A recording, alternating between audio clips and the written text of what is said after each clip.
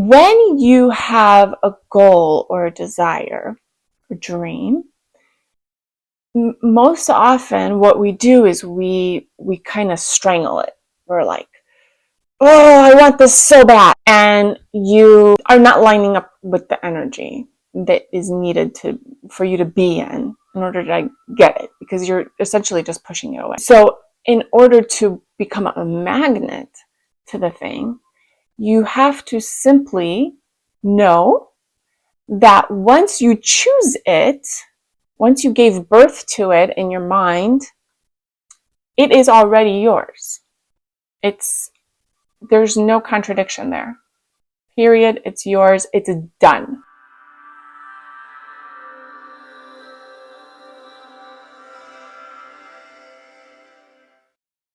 Hey there, it's Agnes. Welcome back. Thanks for being here. It's the first video of 2025, and the logical topic would be to talk about New Year's resolutions and goals and redefining yourself and, I don't know, vision boards and deciding what your year wants to look like. All that is awesome, and I'm not necessarily against a New Year's resolution. I just think that, well, first of all, by now, what is it, where it's like January 7th? I think that by now, a lot of people that have set a New Year's resolution, they've probably already missed. So New Year's resolutions can be kind of like a double-edged sword, where it can, serve you. It's good to set goals and have high expectations for yourself in the new year, but then it can also backfire on you, because when you feel like you're not really hitting the mark and it's this early on in the year, it can just do the opposite of what the purpose of the resolution was. Part of the reason why New Year's resolutions just don't really work is because it's actually not a great time of the year to be setting big goals and resolutions and making promises to change and make these big bold actions, because it's winter. Like, we're in hibernation mode. We're like in a sleep mode right now as far as nature is concerned. So I think we're really kind of going against our natural intuitive state, which is to kind of hunker down during this time of year. And I think that a much better time of the year to set like really big, bold goals would be right in the early spring. So maybe like end of February, early March, April. I think that would be a much better time, because the natural cycle of things is that time of the year is when everything begins to awaken, and there's this newness and a freshness, and it's a time to really plant seeds and desires, and things flourish and things grow. Having said that, any time of the year, any day of the week, any hour of the day can be a fresh start, period. Like, anything that we assign a meaning to or value to, it's just that. It's just an assigned meaning and value that we've chosen, either personally on a personal level or collectively as a society. We've made these rules. The truth is that you're an infinite being, and you can have and do anything, anytime, any place, anywhere, and you can choose here and now to completely redefine yourself, to completely change your entire life around, to become a new person, to have new goals, to step into the best version of yourself. Be mindful of these rules, that we're conditioned with, and maybe allow yourself some separation from that, and don't make everything mean so much. So if you're here in, early January, and you're feeling like you're already not hitting your fitness goals, don't make it mean anything. It's just, you have to be a little bit easier on yourself and give yourself this permission to really just step into the next best version that you're envisioning, but envision it that it gets to be easy for you. It gets to just be the next step. It doesn't have to be this grind. It doesn't have to be this challenge. It doesn't have to be like all or nothing, you know. It can just be as it is. And it's like this acceptance that you're willing to have, that it gets to look how it looks. And it's not necessarily going to be linear. It's not necessarily going to be exponential, but that once you make the decision that this is the person that you're stepping into, that you just are. And whatever the way that that will look like is not important. What's important is that you've made the decision. And as soon as you've made that decision, everything aligns in your favor, and everything is going to start coming into place exactly how it needs to for that to happen for you. Okay, so one thing that I do like to do at the beginning of a year, I don't really set resolutions, although I'm always trying to sort of better myself, obviously, and I'm always thinking in terms of growth and expansion. But instead of a New Year's resolution, I like to have a word for the year. And the word for the year, and I sort of kind of like meditate on it and kind of just let it come. But the word for this year is coming through really clear for me, and that is allow. And it just simply means that I am now at the point where I'm ready to make a statement of what it is that I choose, what it is that I desire, what it is that I envision. And then I just simply allow it to come to me. It's this ease. It's this simplicity. It's not a grind. It's not I'm not beating myself up like, oh, I'm such a loser because I didn't do the things and I'm behind. And so it's just choosing and then allowing. It's a very feminine energy. It's a very faith felt type of energy where I just know and believe, and I don't have to question every little thing that happens. I don't have to dissect every little thing that happens. I can just literally allow.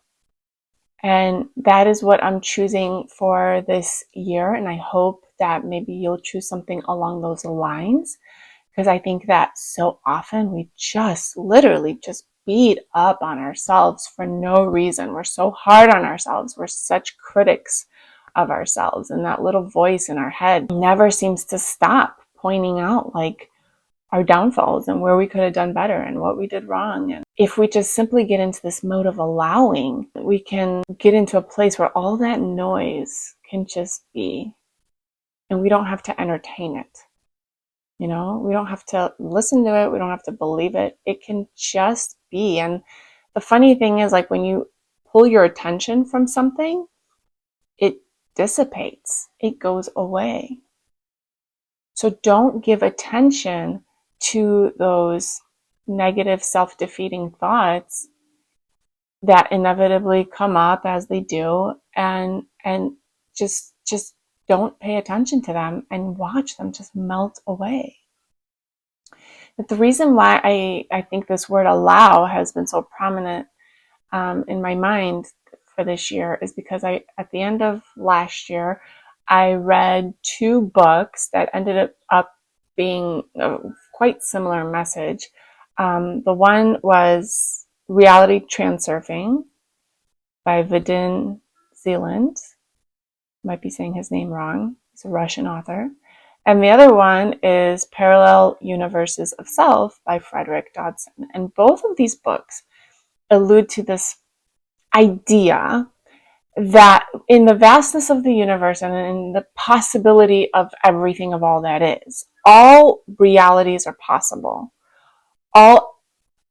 Anything that you can envision, anything that you can hold in your mind to be true is not only a possible reality, but is a reality that actually already exists. In the moment that you desire it, in the moment that you think about it, in the moment that you imagine it, you actually create it. And then it's a matter of lining up with it so that you can physically experience it. But the way that in both of these books describe it is that when you have a goal or a desire or dream, most often what we do is we kind of strangle it. We're like, oh, I want this so bad, right? You just want it so bad, and you suffocate it. And you are not lining up with the energy that is needed for you to be in order to get it, because you're essentially just pushing it away, right? So in order to become a magnet to the thing, you have to simply know that once you choose it, once you gave birth to it in your mind, it is already yours. There's no contradiction there. Period. It's yours. It's done. Right? It is done. So now your job is to go out into the world with the ease of just claiming it, of just receiving it. It's already done. Okay? So in reality transurfing, they describe it as stepping out to get the mail. You step out with the ease of walking out of your house to the mailbox to grab the mail. When you're going to grab the mail from the mailbox, even if your mailbox is, let's say, down a really long driveway, right?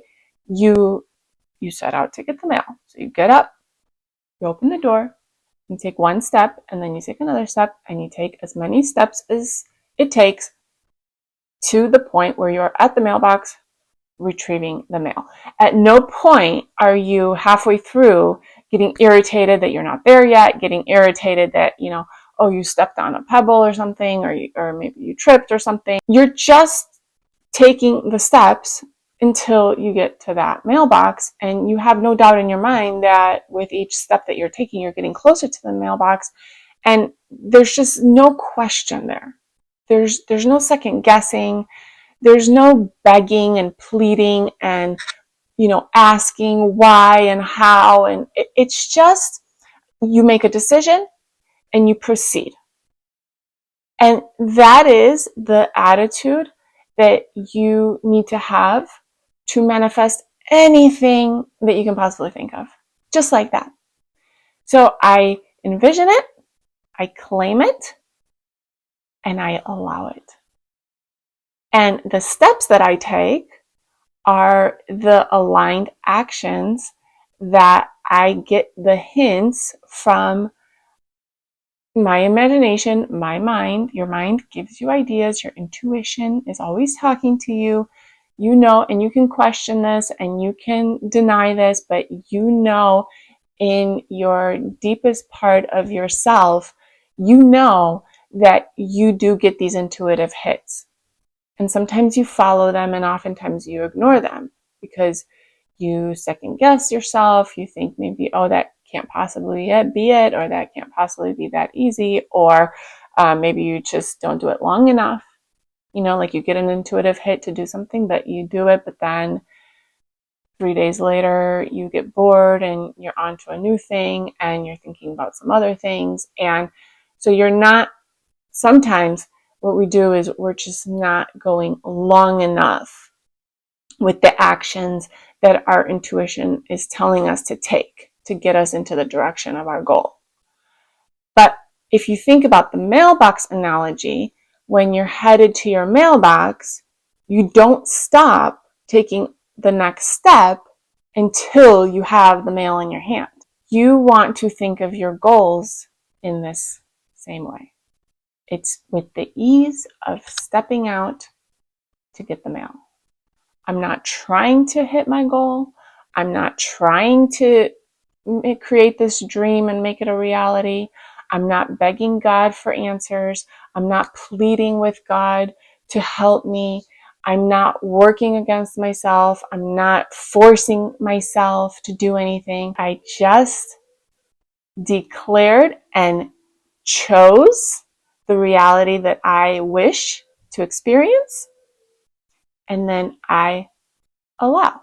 But this actually is not easy to do at all, because we have a lot of junk built up and a lot of resistant thoughts and beliefs, and we tend to pull from the past to make a decision of the future, right? Like I'm sure you've heard the saying that says the best predictor of the future is the past. Well, that's actually ridiculous. The best predictor of the future is not the past. The best predictor of the future is what is in your head, what's in your imagination, what you're choosing, and what you're allowing. That is the predictor of the future, because you can choose to put a dead stop on your past reality right now, right this second. You could just choose that. But nobody ever tells us that we can do that. Nobody ever really tells us, like, hey, you could choose something new. You know, we're kind of programmed to go with in this order of things. Like, this is just the way it's always been. This is just the way I am. And this is just the way that it is. You know, this is the way it's been for my family. This is the way people like me just don't get to have other things. I'm not lucky. I'm not this. I'm not that. There's so many different reasons that you could have for justifying why you don't have a different life. But the truth is that you actually get to choose. Anyway, you have to try it for yourself. Like, don't take my word for it. You have to really just try it for yourself. But I would encourage you for the year of 2025 to incorporate this word of allow and just play with it a little bit. You know, what are you willing to allow into your world? What are you willing to allow into your space? What are you willing to say no to make room for the things that you do want? You know, you have to get really, actually, the hardest part of all of this is getting clear on what you really want.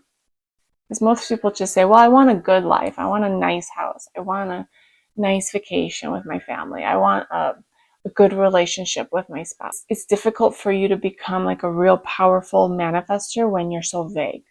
So you really want to take time, and instead of setting New Year's resolutions, a great use of your time would be to sit down with a notebook and set like your New Year vision, or even your 5-year vision, your 10-year vision. Like, what do you want your life to look like? And get as detailed as humanly possible. One of the ways that I have learned of actually how much we don't get into the necessary detail that we need to be in to really create is when you talk to AI like ChatGPT, or if you're in Canva and you tell the AI to like design something for you. If you don't tell it specifically, it will come up with the most random stuff and like useless stuff. You have to be really, really specific when talking to AI to get it to create what you have in your head. But it's like funny because in your mind, it's so clear, but in order to actually have AI create it for you, you have to spell it out. You have to be so specific. You have to get down to each detail. And even as you're trying to be so specific, it still sometimes doesn't get it right. So a big part of learning how to be a creator in your life is really just learning how to be specific in what it is that you exactly want. So take time to sit down and write out what your life looks like, all the different aspects. And then just close your notebook and be willing to just pass it over to the greater intelligence that's to God, to the divine. Be willing to just take the weight of it and in faith give it to God. And then be open to the intuitive hits that tell you what it is the next thing that you need to do. And the way that you know, if you're ever confused whether or not an idea is like coming from the divine, or if an idea is, not something that's going to help you get closer, is that if it feels good If it makes you feel like you're in an elevated state, if it makes you feel joyful, makes you feel empowered, it makes you feel excited, it just, you know that feeling. When you have a thought or an idea that makes you feel that way, that is coming from the divine. That is truth. So follow that. Follow your bliss. Follow your happy, follow your joy. But when you have ideas that make you feel, disempowered, sad, angry, vengeful, jealous, those ideas are not coming from the divine. And those ideas are, if you follow any sort of idea that comes from that state of being, you're not on track to your highest path. So that's how you always know. So don't ever try to eliminate your feelings and emotions. Like, your feelings and emotions are so needed and so necessary, because they're like the guidance that tells you exactly the next step to take. So follow your bliss, follow your happy, follow your highest feelings that you possibly can. When you're in a low place, try not to take too much action, because when you're in a low place, you're just expending a lot of energy, but you're not going to be really fulfilling your highest good, your highest path. You're not going to be getting closer to the dream that you've outlined. So try to, when you're in a low feeling place, try to change the topic, try to think about something else, try to do something else, try to change things up, try to shuffle the energy, do a meditation or yoga, or go outside for a walk, or go for a run, or jump up and down, or put music on, just anything to shift you out of the energy. If you're unable to shift yourself out of that energy, then the best thing that you can do is just give yourself acceptance and allowance, and just allow yourself to be there if that's what you need right now. Because it doesn't have to mean anything bad at all. We don't, just because you're in a bad place doesn't mean it's bad. It's just, you're just in that place energetically. And so it's not a great place to take a lot of action from when it comes to your goals and desires, but it's also not the time and place to beat up on yourself and think you're a terrible person, because you're not. It's just all part of the human experience. But follow the intuitive hits that you do receive when you are feeling elevated. And with each step, with each intuitive hit, with each message, with each action that you take, just envision yourself walking to that mailbox. Like, you're literally just, with each step, you're getting a little closer. There's no need to question. There's no need to turn around and go back. There's no need to, ask why it's taking so long. Just keep taking those steps. And that is, in a nutshell, faith and manifesting. So if you have a word that you've been sort of resonating with for 2025, I'd love to hear it. Please comment below. And if this video resonates, please subscribe and share it with a friend. And we'll see you next time. Bye.